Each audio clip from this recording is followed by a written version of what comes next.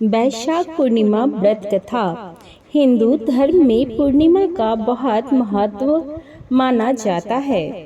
हिंदू पंचांग के अनुसार साल में कुल 12 पूर्णिमा तिथि पड़ती है, जिनमें से एक है वैशाख माह की पूर्णिमा, जो कि इस साल 23 मई गुरुवार के दिन पड़ रही है। वैशाख पूर्णिमा के दिन माँ लक्ष्मी और भगवान विष्णु की पूजा की जाती है। ऐसी मान्यता है कि जो व्यक्ति इस दिन घर में सत्यनारायण कथा करवाते हैं, उसे जीवन में किसी भी मुश्किल का सामना नहीं करना पड़ता और साथ ही उसकी मनोकामनाएं पूरी हो जाती हैं। वैशाख पूर्णिमा के दिन दान पुण्य करने का भी विशेष महत्व है। ऐसा करने से घर में सुख समृद्धि और संपन्नता बनी रहती है। भगवान विष्णु और माँ लक्ष्मी की विधि विधान से पूजा की जाती है। इसके लिए शुभ मुहूर्त और पूजा विधि विधान का विशेष ध्यान रखा जाता है। वैशाख पूर्णिमा धार्मिक दृष्टि से बेहद महत्वपूर्ण है। वैशाख पूर्णिमा को यम पूर्णिमा भी कहते हैं। वैशाख पूर्णिमा के दिन यम को प्रसन्न करने के लिए पानी का घड़ा दान किया जाता है। धार्मिक मान्यताओं के अनुसार ऐसा करने से परम लोक की प्राप्ति होती है। वैशाख पूर्णिमा के दिन पीपल पूजन का भी विशेष महत्व है। इस दिन सूर्योदय से पहले उठकर पीपल की परिक्रमा करें। पीपल में भगवान विष्णु का वास माना जाता है। वैशाख का महीना भगवान विष्णु को प्रिय है। ऐसे में पूजन करने से भगवान विष्णु प्रसन्न होते हैं। अब आइए सुनते हैं वैशाख पूर्णिमा व्रत कथा। द्वापर युग में एक समय की बात है, मैया यशोदा जी ने भगवान श्री कृष्ण से कहा, हे कृष्ण, तुम सारे संसार के उत्पन्न करता, पोषक तथा उसके संहार करता हो। आज कोई ऐसा व्रत मुझसे कहो जिसके करने से मृत्युलोक में स्त्रियों को विधवा होने का भय न रहे तथा यह व्रत सभी मनुष्यों की मनोकामनाएं पूर्ण करने वाला हो। श्री कृष्ण कहने लगे, हे माता, तुमने अति सुंदर प्रश्न किया है। मैं तुमसे ऐसे ही व्रत को सविस्तार कहता हूँ। सौभाग्य की पूर्णिमा प्राप्ति के लिए स्त्रियों को 32 पूर्णमासी का व्रत करना चाहिए। इस व्रत के करने से स्त्रियों को सौभाग्य संपत्ति मिलती है। यह व्रत अचल सौभाग्य देने वाला एवं भगवान शिव के प्रति मनुष्य मात्र की भक्ति को बढ़ाने वाला है। यशोदा जी कहने लगी, हे कृष्ण, सर्वप्रथम इस व्रत को मृत्युलोक में किसने किया था? इसके विषय में विस्तार पूर्वक मुझसे कहो। श्री कृष्ण जी कहने लगे कि इस भूमंडल पर एक अत्यंत प्रसिद्ध राजा चंद्रहंस से पालित अनेक प्रकार के रत्नों से परिपूर्ण कार्तिका नाम की एक नगरी थी। वहाँ पर धनेश्वर नाम का एक ब्राह्मण था और उसकी स्त्री अति सुशीला रूपवती थी। दोनों ही उस नगरी में बड़े प्रेम के साथ रहते थे। घर में धन्य धान आदि की कमी नहीं थी। उनको एक बड़ा दुख था कि उनकी कोई संतान नहीं थी। इस दुख से वह अत्यंत दुखी रहने लगे थे। एक समय एक बड़ा तपस्वी योगी उस नगरी में आया। वह योगी उस ब्राह्मण के घर को छोड़कर अन्य सब घरों से भिक्षा लेकर भोजन किया करता था। रूपवती से वह भिक्षा नहीं लिया करता था। उस योगी ने एक दिन रूपवती से भिक्षा न लेकर किसी अन्य घर से भिक्षा लेकर गंगा किनारे जाकर भिक्षान को प्रेम पूर्वक खा रहा था कि धनेश्वर ने योगी का यह सब कार्य किसी प्रकार से देख लिया। अपनी भिक्षा के अनादर से दुखी होकर धनेश्वर योगी से बोला, महात्मन, आप सब घरों से भिक्षा लेते हैं परंतु मेरे ही घर से भिक्षा कभी नहीं लेते। इसका कारण क्या है? योगी ने कहा कि निसंतान के घर की भीख पतितों के अन्न के तुल्य होती है और जो पतित का अन्न खाते हैं वह भी पतित हो जाते हैं। चूंकि तुम निसंतान हो, अतः पतित हो जाने के भय से मैं तुम्हारे घर की भिक्षा नहीं लेता हूँ। धनेश्वर यह बात सुनकर अपने मन में बहुत दुखी हुआ और हाथ जोड़कर योगी के पैरों पर गिर पड़ा तथा आर्त भाव से कहने लगा, हे महाराज, यदि ऐसा है तो आप मुझको पुत्र प्राप्ति का उपाय बताइए। आप सर्वज्ञ हैं, मुझ पर अवश्य ही यह कृपा कीजिए। धन की मेरे घर में कोई कमी नहीं है, परंतु मैं पुत्र न होने के कारण अत्यंत दुखी हूँ। आप मेरे इस दुख का हरण करें, आप सामर्थ्यवान हैं। यह सुनकर योगी कहने लगे, हे ब्राह्मण, तुम चंडी की आराधना करो। घर आकर उसने अपनी स्त्री से सब वृतांत कहा और स्वयं तप के निर्मित वन में चला गया। वन में जाकर उसने चंडी की उपासना की और उपासना करके चंडी के 16वें दिन उसको स्वप्न में दर्शन दिया और कहा, हे धनेश्वर, जा तेरे पुत्र होगा, परंतु वह 16 वर्ष की आयु में ही मृत्यु को प्राप्त हो जाएगा। यदि तुम दोनों स्त्री पुरुष 32 पूर्णमासी का व्रत विधि पूर्वक करोगे तो वह दीर्घायु होगा। जितनी तुम्हारी सामर्थ्य हो, आटे के दिए बनाकर शिव जी का पूजन करना, परंतु पूर्णमासी को 32 हो जाने चाहिए। प्रातः काल होने पर इस स्थान के समीप ही तुम्हें एक आम का वृक्ष दिखाई देगा। उस पर तुम चढ़कर एक फल तोड़कर शीघ्र अपने घर चले जाना। अपनी स्त्री से सब वृतांत कहना। ऋतु स्नान के पश्चात वह स्वच्छ होकर श्री कृष्ण और श्री शंकर जी का ध्यान करके उस फल को खा लेगी।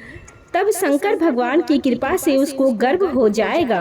जब वह ब्राह्मण प्रातः काल उठा तो उसने उस स्थान के पास ही एक आम का वृक्ष देखा, जिस पर एक अत्यंत सुंदर आम का फल लगा हुआ था। उस ब्राह्मण ने उस आम के वृक्ष पर चढ़कर उस फल को तोड़ने का प्रयत्न किया, परंतु वृक्ष पर कई बार प्रयत्न करने पर भी वह न चढ़ पाया। तब तो उस ब्राह्मण को बहुत चिंता हुई और विघ्न विनाशक श्री गणेश जी की वंदना करने लगा। हे दयानिधि, अपने भक्तों के विघ्नों का नाश करने, उनके मंगल कार्यों को करने वाले, दुष्टों का नाश करने वाले, रिद्धि सिद्धि को देने वाले, आप मुझ पर कृपा करके इतना बल दें कि मैं अपने मनोरथ को पूर्ण कर सकूं। इस प्रकार गणेश जी की प्रार्थना करने पर उनकी कृपा से धनेश्वर वृक्ष पर चढ़ गया और उसने एक अति सुंदर आम का फल देखा। उसने विचार किया कि जो वरदान से फल मिला था वह यह है और कोई फल दिखाई नहीं देता। उस धनेश्वर ब्राह्मण ने जल्दी से उस फल को तोड़कर अपनी स्त्री को लाकर दिया और उसकी स्त्री ने अपने पति के कथनानुसार उस फल को खा लिया और वह गर्भवती हो गई। देवी जी की असीम कृपा से उसे एक अत्यंत सुंदर पुत्र उत्पन्न हुआ, जिसका नाम उन्होंने देवीदास रखा। माता पिता के हर्ष और शोक के साथ वह बालक शुक्ल पक्ष के चंद्रमा की भांति अपने पिता के घर में बढ़ने लगा। भवानी की कृपा से वह बालक बहुत ही सुंदर, सुशील और विद्या पढ़ने में बहुत ही निपुण हो गया। दुर्गा जी की आज्ञा अनुसार उसकी माता ने 32 पूर्णमासी का व्रत रखना आरंभ कर दिया, जिससे उसका पुत्र बड़ी आयु वाला हो जाए। 16वें वर्ष लगते ही देवी दास के माता पिता को बड़ी चिंता हो गई कि कहीं उनके पुत्र की इस वर्ष मृत्यु न हो जाए। इसीलिए उन्होंने अपने मन में विचार किया कि यदि यह दुर्घटना उनके सामने हो गई तो वे कैसे सहन कर पाएंगे। अस्तुत उन्होंने देवीदास के मामा को बुलाया और कहा कि हमारी इच्छा है कि देवीदास 1 वर्ष तक काशी जाकर विद्या अध्ययन करें और उसको अकेला भी नहीं छोड़ना चाहते। इसीलिए साथ में तुम चले जाओ और 1 वर्ष के पश्चात इसको वापस लौटा लाना। सब प्रबंध करके उसके माता पिता ने काशी जाने के लिए कहा। देवीदास को एक घोड़े पर बैठाकर उसके मामा को उसके साथ कर दिया, किंतु यह बात उसके मामा या किसी और से नहीं कहा। धनेश्वर ने सपत्नी अपने पुत्र की मंगल कामना तथा दीर्घायु के लिए भगवती दुर्गा की आराधना और पूर्णमासी का व्रत करना आरंभ कर दिया। 32 पूर्णमासी का व्रत पूरा किया। कुछ समय पश्चात एक दिन वह दोनों मामा और भांजा मार्ग में रात्रि बिताने के लिए किसी ग्राम में ठहरे हुए थे। उस दिन उस गांव में एक ब्राह्मण की अत्यंत सुंदर, सुशील, विदुषी और गुणवती कन्या का विवाह होने वाला था। जिस धर्मशाला के अंदर वर और उसकी बारात ठहरी हुई थी, उसी धर्मशाला में देवीदास और उसके मामा भी ठहरे हुए थे। संयोगवश कन्या को तेल आदि चढ़ाकर मंडप आदि का कृत्य किया गया और लग्न के समय वर को धनुव्रता हो गया। बड़ के पिता ने अपने कुटुंबियों से परामर्श करके निश्चय किया कि यह देवीदास मेरे पुत्र जैसा ही सुंदर है, इसके साथ ही लग्न करा दूं और बाद में विवाह के अन्य कार्य में लड़के के साथ हो जाएंगे। ऐसा सोचकर वह देवीदास के मामा से जाकर बोला कि तुम थोड़ी देर के लिए अपने भांजे को हमें दे दो, जिससे विवाह के लग्न का सब कृत्य सुचारू रूप से हो सके।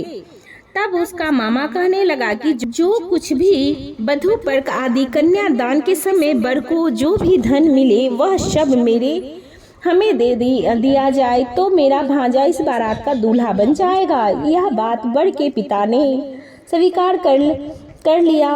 उसने अपने भांजा वर बनने को भेज दिया और उसके साथ जब विवाह कार्य रात्रि में विधि पूर्वक संपन्न हो गया, पत्नी के साथ वह भोजन न कर सका और अपने मन में सोचने लगा कि न जाने यह किसकी पत्नी होगी। वह एकांत में इसी सोच में गर्म निश्वास छोड़ने लगा तथा उसकी आंखों में आंसू भी आ गए। तब वधू ने पूछा कि क्या बात है, आप इतने उदासीन और दुखी क्यों हो रहे हैं? तब उसने सब बातें जो बड़ के पिता से उसके मामा से हुई थी उसको बतला दी। तब कन्या कहने लगी कि यह ब्रह्म विवाह के विपरीत कैसे हो सकता है? देव, ब्राह्मण और अग्नि के सामने मैंने आपको ही अपना पति बनाया है, इसीलिए आप ही मेरे पति हैं। मैं आपकी ही पत्नी हूँ, किसी अन्य की कदापि नहीं हो सकती। तब देवीदास ने कहा, ऐसा मत करिए, क्योंकि मेरी आयु बहुत थोड़ी है। मेरे पश्चात आपकी क्या गति होगी? इन बातों को अच्छी तरह विचार लो। परंतु वह दीर्घ विचार वाली महिला थी। बोले कि जो आपकी गति होगी वही मेरी गति होगी। हे स्वामी, आप उठिए और भोजन करिए, आप निश्चय ही भूखे होंगे। इसके बाद देवीदास और उसकी पत्नी दोनों ने भोजन किया तथा शेष रात्रि वे सोते रहे। प्रातः काल देवीदास ने अपनी पत्नी की 3 नगों से जरी हुई एक अंगूठी दी, एक रुमाल दिया और बोली, हे प्रिय, इसे लो और संकेत समझकर स्थिर चित्त हो जाओ। मेरा मरण और जीवन जानने के लिए एक पुष्प वाटिका बना लो, उसमें सुगंधित पुष्प वाटिका बनाओ, एक नव मल्लिका लगा लो, उसको प्रतिदिन जल से सींचा करो और आनंद के साथ खेलो कूदो तथा उत्सव मनाओ। जिस समय और जिस दिन मेरा प्राण त्याग होगा ये फूल सूख जाएंगे और जब ये फिर हरे हो जाएंगे तो जान लेना मैं जीवित हूँ। यह बात निश्चय करके समझ लेना, इसमें कोई संशय नहीं है।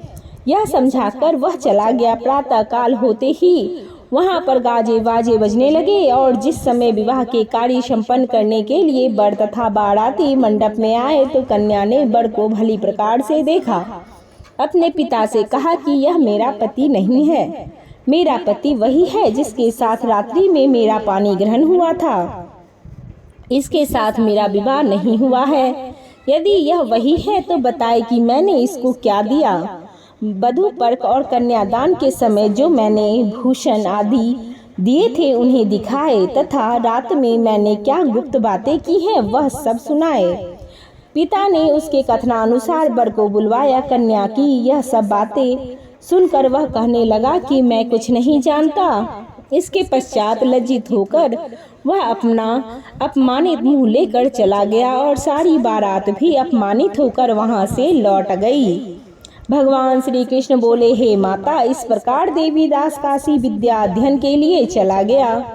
जब कुछ समय बीत गया तो काल से प्रेरित होकर एक सर्प रात्रि के समय उसको डसने के लिए वहां पर आया। उस विषधर के प्रभाव से उसके शयन का स्थान चारों ओर से विष की ज्वाला से विषैला हो गया था, परंतु व्रतराज के प्रभाव से उसको काटने न पाया, क्योंकि पहले ही उसकी माता ने 32 पूर्णिमा का व्रत कर रखा था। इसके बाद मध्याह्न के समय स्वयं काल वहां पर आ गए और उसके शरीर से प्राणों को निकालने का प्रयत्न करने लगे, जिससे वह मूर्छित होकर पृथ्वी पर गिर पड़ा। भगवान की कृपा से उसकी उसी समय माता पार्वती जी के साथ शंकर जी भी वहां आ गए।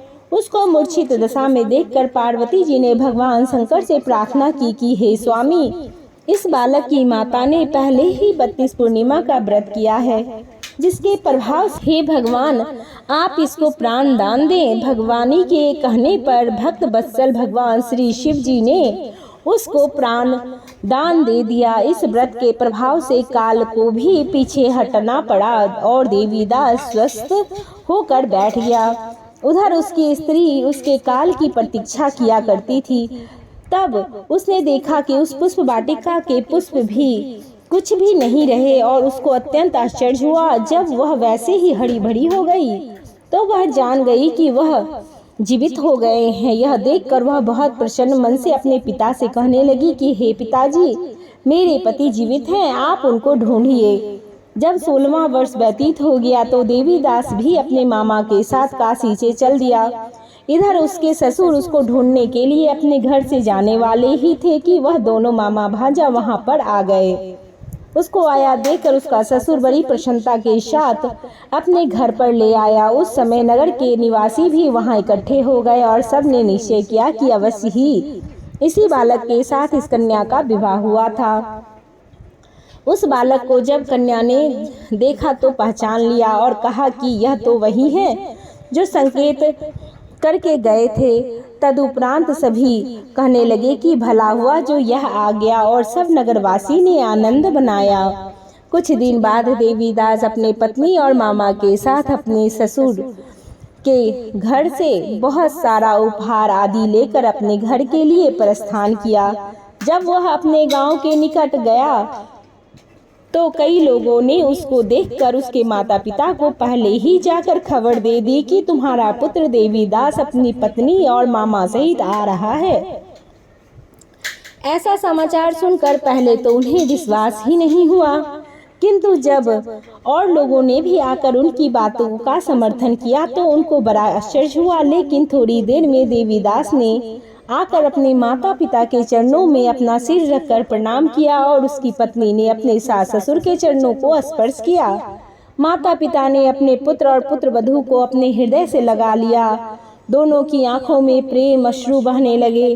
अपने पुत्र और पुत्र वधू के आने से खुशी में धनेश्वर ने बड़ा भारी उत्सव किया और ब्राह्मणों को भी बहुत सा दान दक्षिणा देकर प्रसन्न किया। श्री कृष्ण जी कहने लगे कि इस प्रकार धनेश्वर 32 पूर्णिमाओं के व्रत के प्रभाव से पुत्रवान हो गया। जो भी स्त्री इस व्रत को करती है वे जन्म जन्मांतर में अपने वैधव्य का दुख नहीं भोगती और सदैव सौभाग्यवती रहती है। यह मेरा वचन है, इसमें कोई संदेह नहीं है। यह व्रत पुत्र पौत्र को देने वाला तथा संपूर्ण कामनाओं को पूर्ण करने वाला है। 32 पूर्णिमा के व्रत से बढ़ती की सब इच्छाएं भगवान शिव जी की कृपा से पूरी होती है। सभी प्रेम से बोलिए शिव शंकर भोलेनाथ की जय, माता भगवती की जय। इसी के साथ यह कथा यहीं पर पूर्ण होती है। आपको यह कथा कैसी लगी कमेंट बॉक्स में जरूर बताएं। कमेंट बॉक्स में शिव पार्वती की जय लिखना बिल्कुल ना भूलें। वीडियो को लाइक और शेयर करें। अभी तक हमारे वीडियो पर बने रहने के लिए आपका धन्यवाद।